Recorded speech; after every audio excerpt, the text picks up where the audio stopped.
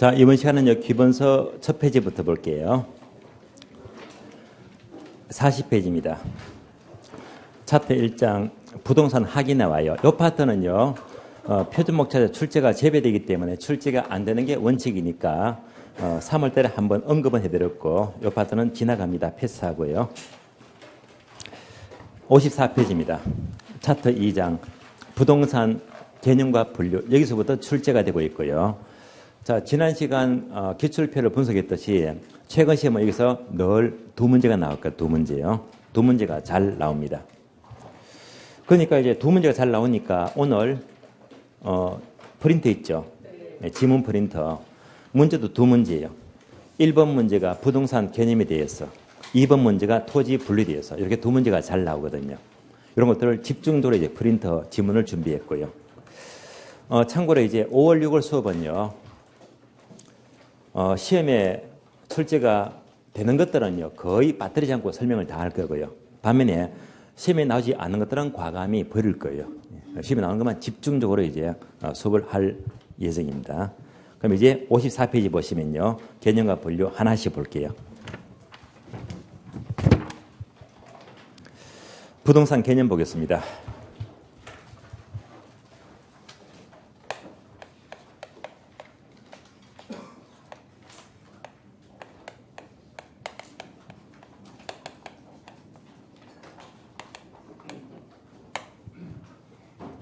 먼저 부동산 학에서 부동산이란 한마디로 복합 개념의 부동산입니다.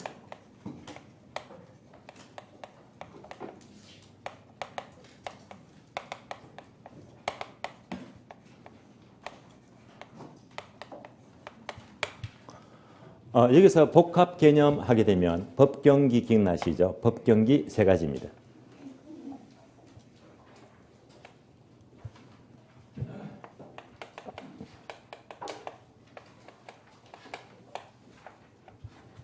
먼저 법률적 개념이 있고요.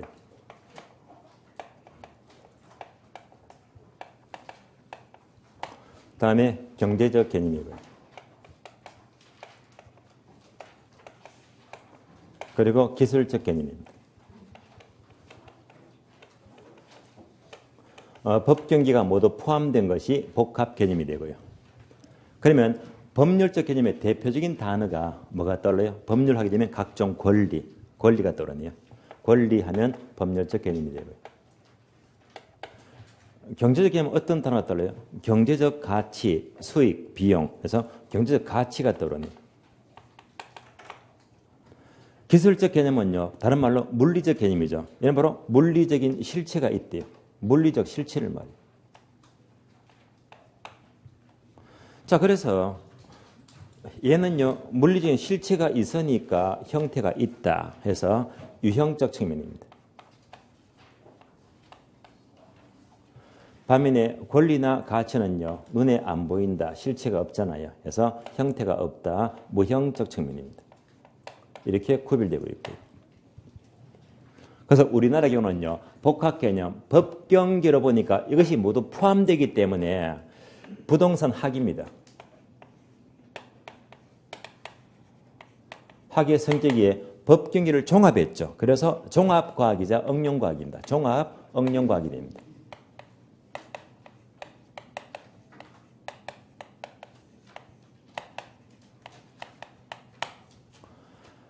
따라서 법경기를 체계화시켜서 분석하는 것이 바로 종합식 접근 방법입니다.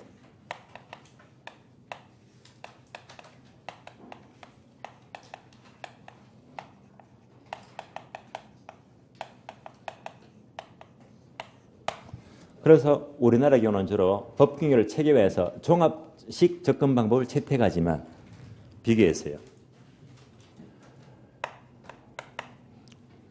미국이 있죠. 주로 미국은 종합식 접근 방법이 아니라 바로 의사결정 접근 방법입니다.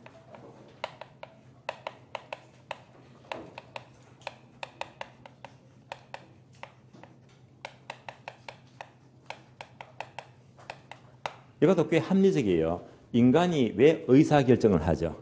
의사결정의 목적은요, 바로 이윤 극대화를 도모하기 위해서. 이윤 극대화. 이것이 목적입니다. 여기서 종류가 두 가지로 구분되고 있잖아요. 결정 분야와 결정 지원 분야예요. 부동산, 의사 결정 분야가 있고요.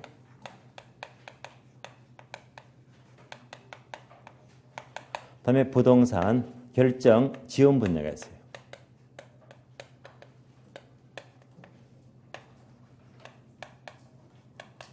크게 두 가지로 구분되고 있습니다. 그러면 결정 분야는 지난 과정 암기했죠? 투, 금, 개 세 가지입니다. 그래서 부동산 투자, 금융, 개발은요. 모두가 스스로 의사 결정을 해야 됩니다. 결정 분야가 되고요. 그러면 투, 금, 개 빼고 나머지 활동이죠. 나머지 대부분 활동입니다.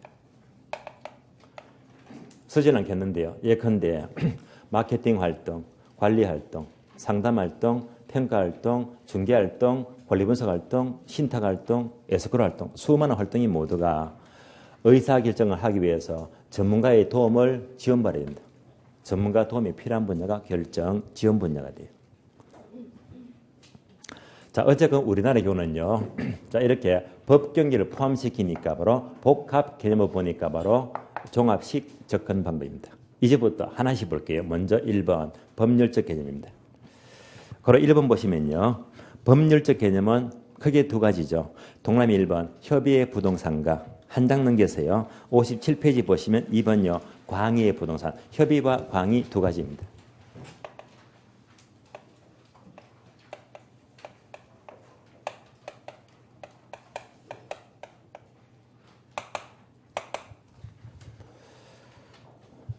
참고로 부동산 개념은요.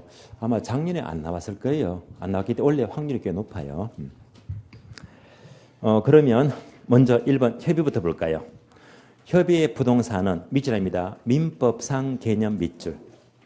또 토지와 그 정착물 밑줄. 옮겨서 봅니다. 협의의 부동산 이꼴 민법상 부동산입니다. 민법 제99조 1항에서는 토지와 그 정착물입니다.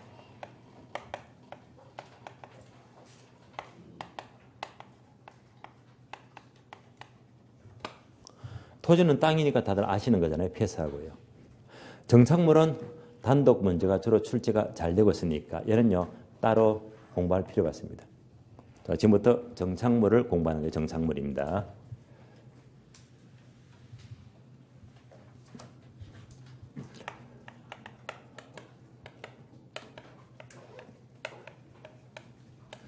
정착물 영어로 픽스처가 되고요.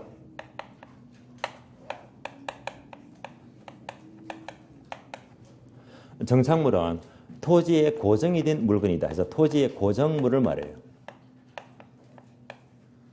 고정이 되었으니까 이때 고정 종류가 두 가지죠. 첫 번째가 계속적 고정이 있고요.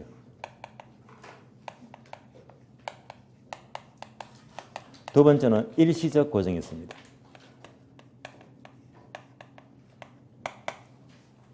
반드시 정착물은요. 계속적 고정만을 의미합니다. 일시적 고정은 정착물이 될 수가 없다는 말입니다. 그래서 일시적이면 정착물이 아닙니다. 간단한 예를 들면요. 임시로 심은 나무 있죠. 가식 중에 수목이에요. 일시적이니까 정착물이 될 수가 없고요. 판례는요. 판잣집 있죠. 판잣집도 해체가 용이하니까 정착물로 인정하지 않습니다. 계속적 고정입니다. 자, 이어서 첫 번째 정착물 하게 되면 이 정착물의 종류 간단히 볼까요? 정착물의 종류가 두 가지가 있는데요. 하나가 토지에 독립된 정착물, 토지에 독립물이 있어요.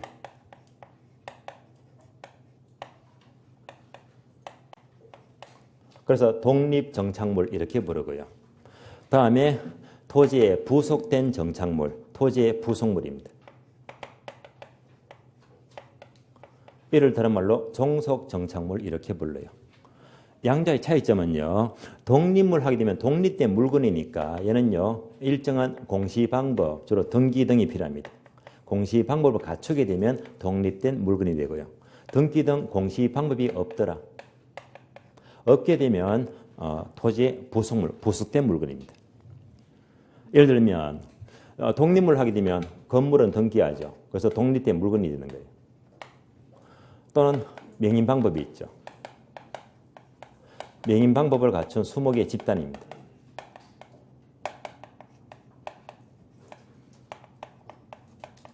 이런 것들은 모두가 독립 정착물입니다.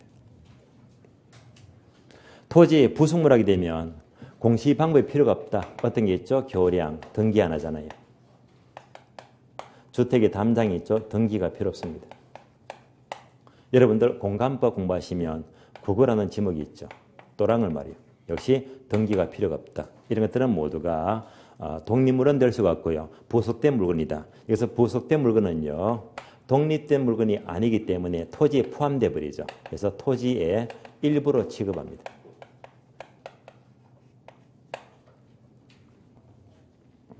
두 번째요. 정착물이 되는 경우와 안 되는 경우를 각각 들어볼까요? 정착물이 되는 경우는요. 계속적 고정이니까 주로 나무 또는 단연생 식물입니다.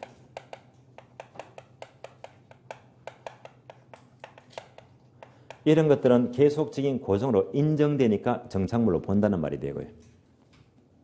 농사를 지었어요. 가을철에 추수를 합니다. 이렇게 추수를 해서 수확했죠. 경작 수확물입니다.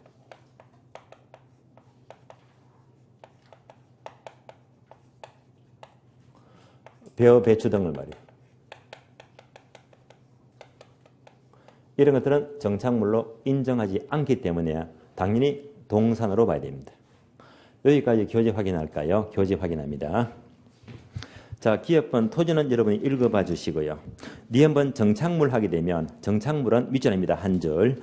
건물, 수목, 교량 등과 같이 지속적으로, 지속적 동그라미, 즉 계속적이죠. 계속적으로 토지에 부착되어서 쉽게 이동할 수가 없는 물건 밑줄 하시고요. 그래서 계속적 고정입니다. 따라서 두 줄 내려가세요. 판잣집이나 컨테이너 박스, 가시증의 수목은요. 일시적이니까 정착물로 인정하지 않습니다. A번 내려가죠. 정착물 종류가 두 가지죠. 토지의 독립물과 부속물인데요. 따라서 가번 바로 독립정착물, 두 번째 종속 정착물입니다. 그럼 이제 독립정착물은요. 공시 방법 필요하죠. 반복되지만 얘를 밑줄합니다. 건물, 명인 방법을 갖춘 20개 집단 밑줄하시고요. 다음에 나번요. 토지의 부속물, 종속정착물은 등기가 필요가 없죠. 얘를 밑줄합니다. 교량, 터널, 담장, 국어. 이런 것들은 독립물이 아니니까 토지의 일부 밑줄, 토지의 일부로 취급돼요. 여기서 가장 최근에 여기서 한 문제가 나왔죠. 다음 중에서 토지의 독립물이 아닌 것은 이렇게 물으면서 틀린 답은요. 국어 이렇게 출제가 된 적이 있습니다. B번요. 토지에 정착되어 있으면서 매년 경작 노력을 요하지 않는 밑줄입니다. 나무나 단연생 식물은 정착물로 간주가 돼요.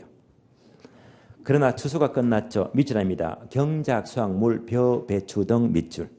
얘는요 정착물이 아니라고 했잖아요. 그래서 동산 밑줄 하시면 돼요. 다음 페이지 넘어갑니다. 다음 페이지 박스 봅니다. 체크 폴릿이 있죠. 제목은 정착물의 구분 기준이고요. 여기까지 우리 하면 출제가 되고 있어요. 알아야 됩니다. 목차가 4개인데요. 자, 1번 물건의 부착 방법, 2번 물건의 설치 의도, 3번 물건의 성격, 4번 거래 당사자의 관계인데요. 체크합니다. 1번 동그라미 물건의 부착 방법이요. 4번 동그라미 거래 당사자 관계요. 1번하고 4번이 지문으로 잘 나온다는 말입니다. 그러면 이제 옮겨서 볼게요. 정착물의 구분 기준입니다.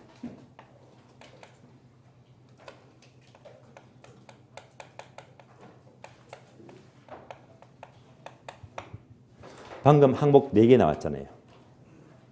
자, 첫 번째가 물건의 부착 방법입니다.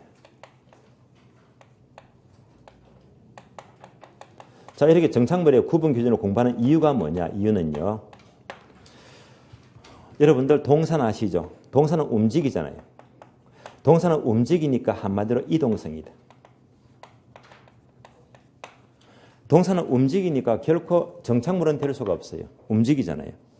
그러나 동산도요. 이렇게 계속적으로 고정이 될 수가 있다면 얘가 계속적으로 고정이 될 수가 있다면 이것도 정착물로 보자는 의견이 4가지입니다. 첫 번째는요. 물건의 부착 방법인데요. 첫 번째 동산이라고 하더라도 그 부착 방법이 건물에 물리적인 손상을 줘요. 자, 물리적 손상을 주고 설치한다면 이럴 때는 계속적 고정이 되는 것이고 이럴 때는 정착물로 간주가 돼요. 예를 들면 수도꼭지가 있어요. 당연히 얘는 동산입니다. 그런데 얘를 어떻게 설치하죠? 주택, 주방벽에다가 구멍을 뚫어요. 손상을 주잖아요. 이렇게 부착을 시키니까 계속적 고정이 되는 거예요. 이렇게 설치된 것들은 당연히 정착물로 본다는 말입니다. 유의할 점은요. 물리적 손상뿐만 아니라 두 번째 기능적 손상입니다. 기능적 손상을 초래하더라도 역시 정착물로 본다는 말입니다. 기능적 손상. 예를 들어 볼까요? 아파트가 있어요. 아파트가 있는데요. 이사를 가요. 그러면 이제 큰 방, 거실, 가지두고 전부 다 옮겨서 짐 옮기잖아요. 혹시 여러분들 이사 가는데 이런 부분 봤습니까? 이사를 가는데 짐은 다 옮기는데 여기 천정이 있죠. 천정. 천정 위에 각종 전선이 막 얽혀 있잖아요. 전선이 막 얽혀 있습니다. 이사 갈 때요. 이것도 돈 된다고 다 끊어가더라. 이 사람 봤다 안 봤다? 못 봤죠. 그죠? 아주 숭악한 사람이죠. 그죠? 예. 없을 거예요. 만약 이 전선마저 끊어간다면 이 아파트는 제 기능을 발휘 못한단 말입니다. 그러니까 이 전선은요. 절대 끊어가게 되면 심각한 기능적 손상을 초래합니다. 그러니까 이런 것들은 미국에서는 이런 전선들도 뭐 끊어간다면 기능적 손상을 초래하기 때문에 끊어가지 마. 이것도 정착물로 간주한다는 말입니다. 두 번째요. 물건의 설치 의도예요.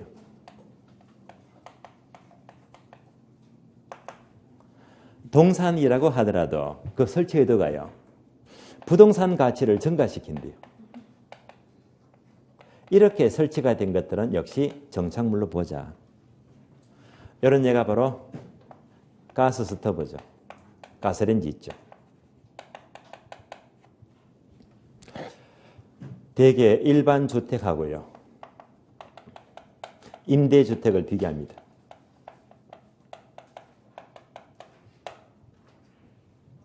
그러면 일반 주택에 여러분 살고 계시잖아요. 여기서 살다가 이사를 가요. 이사 가게 되면 주방에 있는 가스레인지를 가져갑니까? 그냥 두고 갑니까? 당연히 가져가죠. 가져가니까 이동성이다. 얘는 당연히 동산입니다. 가져가니까 동산입니다. 그러나 임대주택이 있다. 임대주택을 지어놓고 임대가 잘 되게 할 목적이면 딱 지었다면요. 처음에 현수막 보셨죠? 풀 옵션이요. 풀 옵션이래요. 여기에 세대로면요. 최고급 가스레인지, 냉장고, 세탁기, 벽걸이 TV 전부 다 전자제품이 설치가 되었대. 이렇게 설치가 된 가스 스토브는요. 임차인이 세대로 왔다가 나중에 이사 갈 때 가져갑니까? 못 가져갑니까? 못 가져가니까 계속적 고정으로 보자는 말입니다. 이럴 때는 얘는요. 정착물로 간주가 돼. 정착물로 본다. 무슨 목적이죠? 임대 부동산의 가치를 증가시킬 목적. 임대가 잘 되게 할 목적입니다. 대개 원룸이다. 푸름이다. 또는 오피스텔이다. 전부 다 전자제품 다 설치되어 있잖아요. 혹 제가 강의하다 보니까 가끔씩 질문합니다. 여윳돈에서 투자를 하는데요. 오피스텔입니다. 이걸 살까요 말까요? 저한테 묻더라고요. 저는 이제 얘기합니다. 얘도 서울 지역인데 역세권이다. 그건 문제가 없어요. 왜요? 항상 수요가 넘치니까요. 오피스텔은 가장 신경 쓸 게 공실입니다. 공실. 요거 조심해야 됩니다. 공실요. 자, 물론 서울보다 지방이 수익률이 높아요. 그래서 이제 자, 수익률을 한 8% 잡을게요. 은행에서 3배가 넘잖아요. 굉장한 수익입니다. 근데 지방에서 얘를 샀는데요. 이만한 수익률은 보상되는데 만약 공실이 생겼다 하면 박살나는 거예요.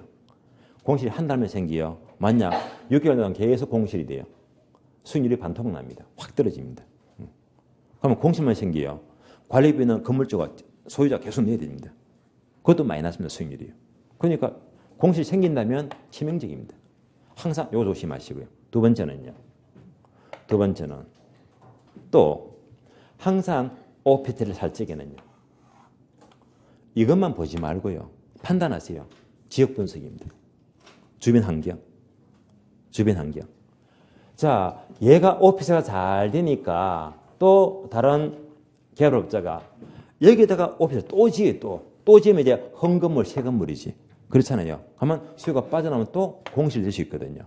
항상 여유 땅에다가 또 생기지 않을까 공급을 따져봐야 됩니다. 서울은 별로 그런 걱정이 없어요. 왜? 땅값 비싸니까요. 땅이 없잖아요. 지방은요. 이런 땅 많습니다. 지방은 이거 선뜻 샀다가요. 옆에 생겨버리면요. 이때부터 수익이 뚝 떨어지거든요. 항상 이걸 감안해야 됩니다. 그래서 이제 인근 지역에 또 짓지 않은지 공급 여부 따져봐야 되고요. 세 번째는요. 전자제품 제공합니다. 수명에서요. 평균 수명 몇 년? 10년이죠. 심지어는요. 싹 다 교체해줘야 됩니다. 그것도 목돈 들어가거든요. 뿐만 아니니까 얘들은요. 적용이 아닌 다음에야 세금이 올라갑니다. 취득세부터 비싸잖아요. 그래서 여러모로 따져봐야 됩니다. 그래서 서울 지역은 수요가 넘치니까 주로 이제 긍정적인데 지방은 웬만하면 제가 말리는 편이거든요.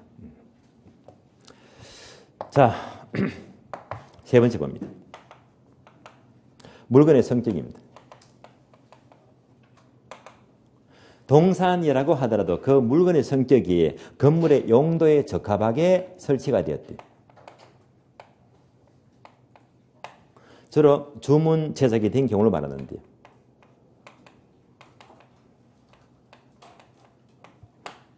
예컨대 책상 걸상이 있죠. 자, 일반 가정집에 있는 책상 걸상은요. 얼마든지 이동이 가능합니다. 당연히 동산입니다. 그런데 책걸상이라고 하더라도 교회에 있는 책걸상은요. 다 주문 제작되잖아요. 교회에만 어울리거든요. 이런 것들은 정착물로 인정해 주자는 말입니다. 네 번째. 거래 당사자의 관계입니다. 자, 그러면 분명히 제가 강조했습니다. 1번과 4번이 지문 나온다고 했어요. 더 잘 나오는 게 4번 지문입니다. 그래서 크게 두 가지인데요. 임대인이 정착물을 설치합니다. 다음에 임차인이 정착물을 설치합니다. 크게 두 가지.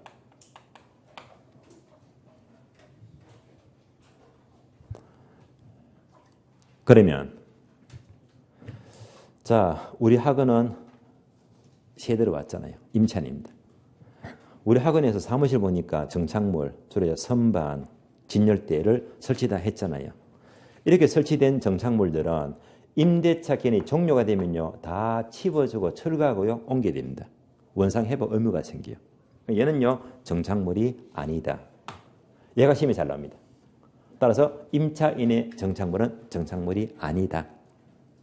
그러나 당연히 임대인이 자기 건물을 이렇게 지어놓고요. 자기 건물에다가 선반, 진열대를 설치했다. 이렇게 설치가 된 정착물은요. 임차인이 세더라도 마음대로 훼손할 수가 없어요. 이러면 계속적 고정이 되는 거예요. 따라서 임대인의 정착물은 당연히 정착물입니다.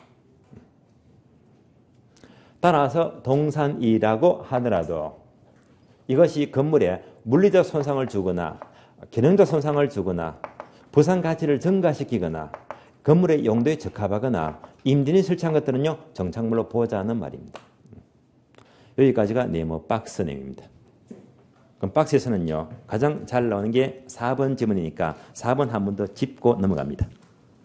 4번요. 거래 당사자의 관계에서 두 줄 빗줄합니다. 임차인의 정착물에는 거래 정착물, 농업 정착물, 가사 정착물이 있는데 이런 물건은 임차인이 제거할 수가 있는 것이므로 정착물에 해당하지 않는다. 정착물이 아닙니다. 한 줄 내려가요. 또한 임대차가 아니고 매매의 경우에 밑줄합니다. 어떤 물건이 정착물인지 아닌지가 불분명하다면 이는 정착물로 간주가 돼요. 그러면서 매수인의 것으로 소유권이 넘어간다. 자, 매수인 동그라미, 매도인 바꾸면 틀린 말입니다. 그래서 매수인의 소유가 되는 거예요. 이상 정착물의 논점을 보았고요. 다음에 오른쪽 페이지 동그라미 2번입니다. 광의의 부동산. 자, 넓은 의미는요. 괄호 밑줄 하시면 돼요. 협의의 부동산 플러스 준부동산입니다. 옮겨서 볼까요? 광의의 부동산은 앞에서 보았던 협의의 부동산 개념에다가 준부동산이 합쳐진 것이다. 준부동산. 얘가 포함된 것이 바로 광의가 돼요. 준부동산은 교재 그대로 볼게요. 준부동산은 첫 줄부터 보시면 준부동산은 밑줄 하세요. 등기 등록의 공시 방법 밑줄.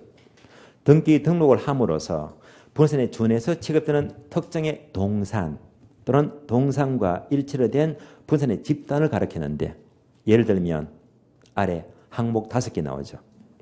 기업은 자동차, 건설기계, 선박항공기, 니은번 공장재단, 디귿번 광업재단, 리을번 업건, 미음번 임목 이런 것들이 모두가 준부동산에 취급됩니다. 까지를 보시면 돼요. 다음 페이지 넘어가요.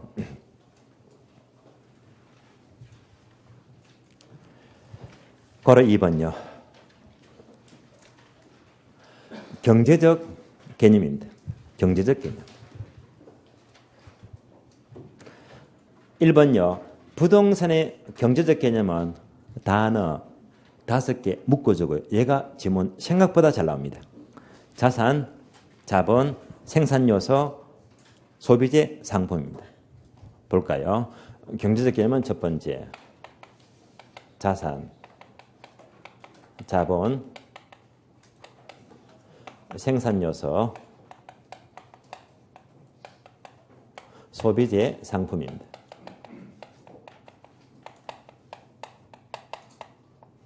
자, 이미 정리되셨죠? 공통적으로 어떤 단어가 들어가더라?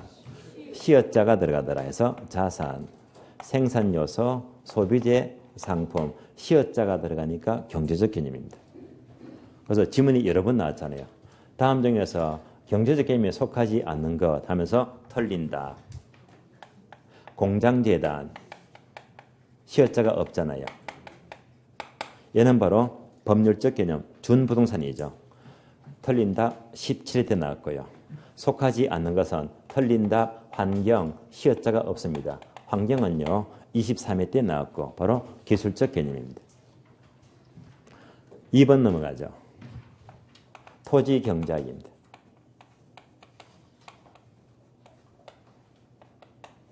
자, 2번 지문 보게 되면요. 토지 경제학적 관점에서는 토지는 즉 부동산은 밑줄합니다. 자연적 자원 및 인위적 자원 밑줄 이 두 가지를 합한 것이 부동산 자원입니다. 자연적 자원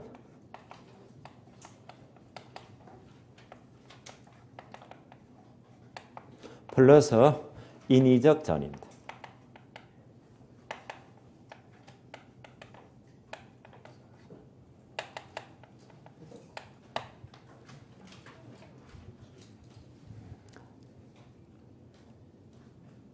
그러면 이 자연적 자원 하게 되면 지구 전체 덩어리를 말해요. 그러니까 땅도 있죠.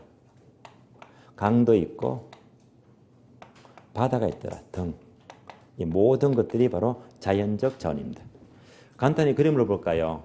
지구 전체 덩어리가 있더라. 지구 전체예요. 지구 전체 이 지구를요. 그 자체를 증가시킬 수가 있어요? 없어요?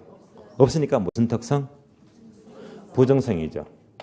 절대 증가 못 시킵니다. 지구뿐만 아니고요. 내가 갖고 있는 한 필이 땅도 절대 증가 못 시킵니다. 부정성입니다. 자, 지구 전체를 보니까 여기에 얘가 누굽니까? 우리나라죠. 너무 작아요. 그러면 이 지구 전체에서 이 우리나라의 면적이 아마 몇 프로쯤 될까요? 1% 택도 없고요. 아마 0. 겨우 몇 프로 될 거예요. 그 정도로 우리나라가요. 예, 여기 작대 말입니다. 그 중에 어마어마한 서울. 얘가 서울입니다. 무슨 말이죠? 점 중에 점이 아시겠어요? 그 중에 길동, 점 중에 또 점이 있어요. 거기 우리 학원이 있고요. 거기 여러분, 저 개체가 있잖아요. 그러니까 지금 이 길동뿐만 아니고 이 학원 자체가 점 중에 점이다. 요즘 이슈가 되죠. 미세먼지. 어떻게 보면요. 저라는 존재가 때로는요. 참 미세먼지보다 못하구나 그런 생각이 들어요. 어떨 때는 생각하죠. 저는요. 때로는 힘들 때요. 사람이 항상 그렇잖아요. 늘 즐거울 때보다 힘들 때가 더 많죠. 이게 인생이니까 그죠. 저는 항상 힘들 때마다 늘 이런 생각합니다. 첫째는요. 이것 또한 지나가리요. 지나가더라고요. 과거가 되는 게 추억이 되더라고요. 또 내가 아무리 힘들어 내라는 존재가 점 중에 점이야. 정말 미물입니다. 어떻게 보면 셰프보다 못해요. 근데 내가 이렇게 힘들하니까. 그러니까 이거 다 이겨내자. 그럴 때마다 이제 별거 아니다. 인생 자체가요. 또 지금만 보더라도요. 보세요. 우주 전체를 보면 지구 자체가 점 중에 점이야. 그냥. 그렇잖아요. 그러니까 참 이 인생이란 게 별거 아닌 것 같아요. 별거 아니더라고요. 그래서 이제 별거 아닌 건데 그 별거 아닌 인생인데 돈 가지려고 물욕, 금전 욕심이 있잖아요. 자기 자랑하고요. 참 한심하더라고요. 자, 지구였습니다. 땅이 있어요. 산이 있어요. 강도 있어요. 바다가 있어요. 바다가 나오잖아요. 따라서 땅도 강도 바다가 모두가 자연적 자원, 다시 말하면 부동산 자원입니다. 토지 굉장히요. 땅도 부동산, 강도 부동산, 바다도 부동산 다 똑같은 자원입니다. 그래서 바다를 메꾸자 땅으로요. 바로 수면 매립입니다.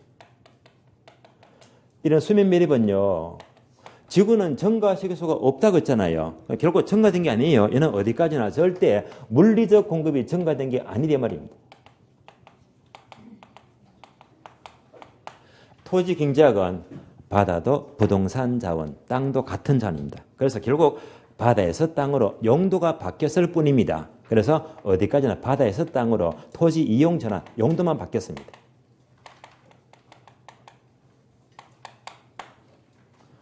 결코 물리적 공급이 늘어난 것이 아니고 이렇게 용도만 바뀐 것을 경제적 공급 이렇게 부릅니다. 경제적 공급이 늘어난 것입니다.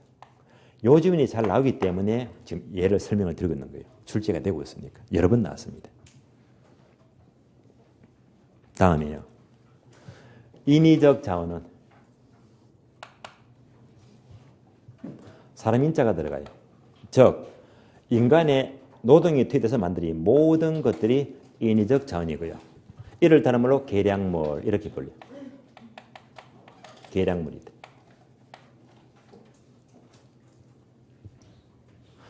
영어로는요. 임프루브먼트가 돼요.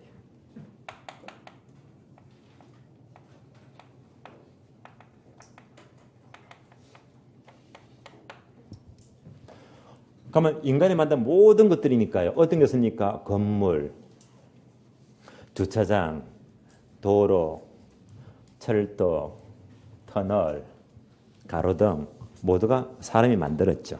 인위적 자원입니다.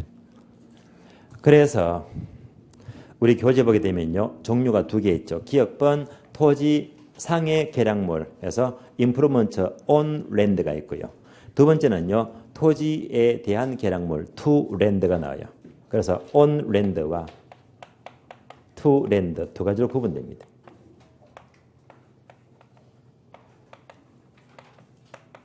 즉 토지상의 계량물과 토지에 대한 계량물입니다. 얘를 어떻게 비교할까요? 먼저 온랜드는요, 인간이 직접 활용하기 위한 목적입니다. 예를 들면요, 건물이 있죠. 또는 주차장입니다. 이런 것들이 직접 활용하더라 해서 대표적인 온랜드가 되고, 이것을 다른 말로 건축계량 이렇게 불러요. 건축계량. 건축계량입니다.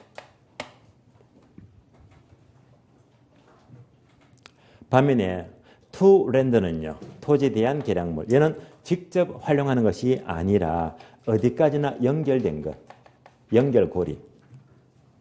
예컨대 도로, 상수도, 하수도를 말해요.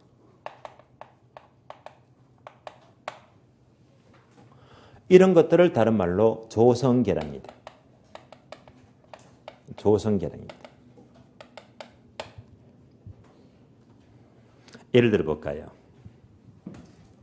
토지 위에 건물을 지었습니다. 건물은 대표적인 온랜드예요, 투랜드예요.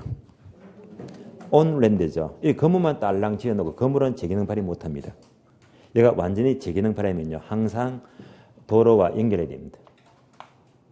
상수도, 하수도, 가스관 연결하고요. 위로는 전선 모두 연결하죠. 이때 연결된 것. 얘가 바로 투랜드가 돼요. 따라서 하나의 계량물이 완전한 재기능을 발휘하기 위해서는요, 두 가지가 결합되었을 때 이 계량물은요, 완전한 재기능을 발휘합니다. 보통 계량시킨다, 쉬운 말로 개발한다, 개발. 그래서 보통 계량은 다른 말로 개발인데요. 그래서 이거 다 합친 것이 얘가 바로 부동산 개발입니다.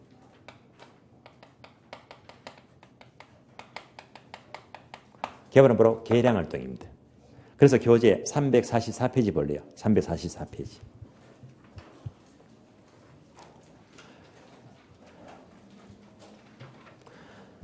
자, 344페이지 폈습니까? 개발 나오죠. 바로 1번 개발 개념 보게 되면 부동산 개발이란 인간에게 생활, 작업, 쇼핑, 레저 공간 등을 제공할 목적으로 토지를 계량한다. 계량. 이 계량이 바로 개발이 되고요.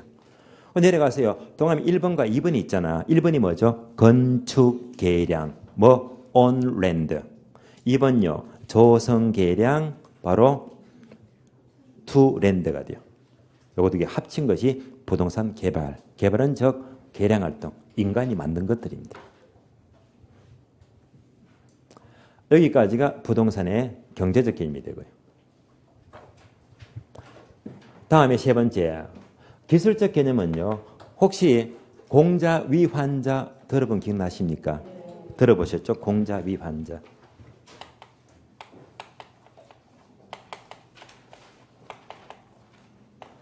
자, 공자 위환자가 별도로 부동산, 얘가 부동산의 속성 또는 본질입니다.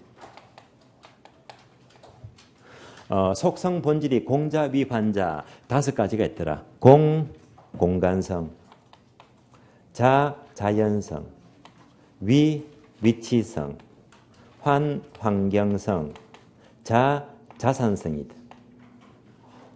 5가지인데, 근데 얘는 봐요. 자산, 시어자가 들어가지. 시어자가 들어가면 빼자, 뭐, 얘잖아요. 시어자가 들어가면 경제적 개념입니다. 얘만 싹 빼고요. 나머지 공자, 위환 4가지가 바로 물리적 개념입니다. 물리적 개념.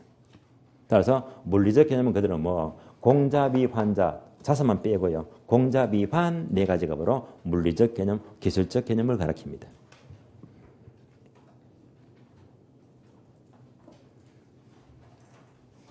결론요. 부동산 학에서는 부동산 개념은 복합 개념의 부동산이다. 그래서 법, 경, 기가 모두 포함되니까 엄청나게 넓게 보고 있습니다. 부동산. 반면에 민법. 민법은요, 오로지 토지와 정착물만 가장 협의를 좁게 보고 있다. 결론. 학에서 부동산과 민법상으로는요, 범위가 똑같아, 다르다? 다르다. 학교는 엄청 넓게 봅니다. 민법은 가장 좁게 보고 있습니다. 이 개념을 분명히 아셔야 됩니다. 그래서 오른쪽 페이지 괄호 3번요. 부산 학에서는 괄호 복합 개념의 부동산 밑줄. 여기서 복합 개념은 이제 법경기를 말해요. 따라서 5번째 줄 보시면 복합 개념의 부동산은 부동산을 법경기 개념으로 이하여 종합 체계화한 것인데 여기서 기술적 측면은요 실체가 있더라 유형적 측면이 되고요. 권리나 가치와 같은 법률적 경제적 개념은요 형태가 없다 무형적 측면에 속하는 거예요. 다음 페이지 넘어갑니다. 다음 페이지 보시면요 동그라미 2번요. 복합 개념의 부동산과 복합부동산 의미를요 좀 깊이 있게 알아야 되거든요. 이 차이점은요 쉬었다가 다음 시간 이어서 봅니다. 쉬겠습니다.